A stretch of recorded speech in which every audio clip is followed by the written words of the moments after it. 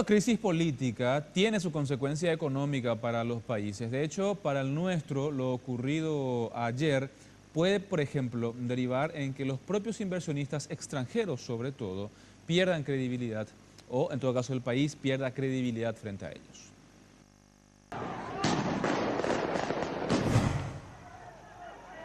No se puede, amigo. Le estoy ayudando, él está solo.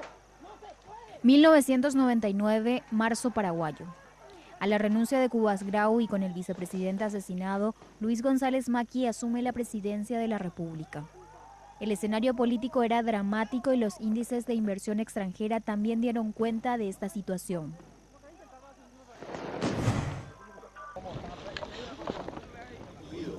Para la tramitación del juicio político. 2012. Un juicio político destituía al presidente Lugo tras una masacre en Curuguatí que dejó 17 muertos. La inversión extranjera, que había alcanzado su pico máximo de 697 millones de dólares en el 2012, tuvo una caída del 68% al año siguiente. Modificación del reglamento, derivamos a la comisión de... 2017. Un año de inestabilidad política por un proyecto que busca la reelección a través de la enmienda a toda costa.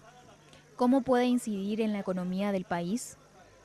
Tanto el efecto en lo económico es de que, por ejemplo, una de las cosas de que Paraguay ya iba a alcanzar, si es que íbamos superando estas debilidades que nos señalan muy bien las calificadoras, es el grado de inversión. Paraguay, si todo iba bien en el 2018, antes del término de esta actual administración, íbamos a estar con grado de inversión, pero con esto se postergan totalmente, ¿no?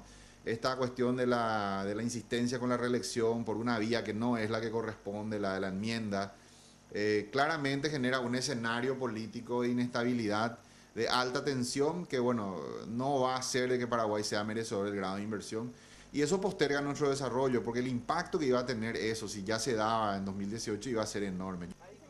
De acuerdo al economista Amílcar Ferreira, la inestabilidad política ya casi forma parte del ADN del país.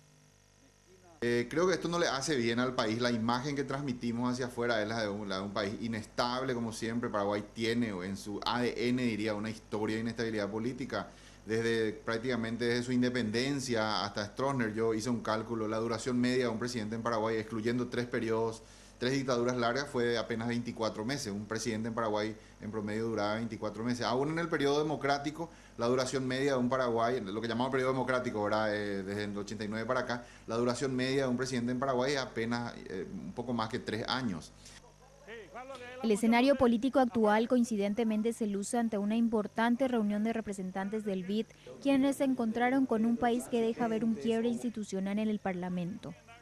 Habrá que ver cómo lo toman.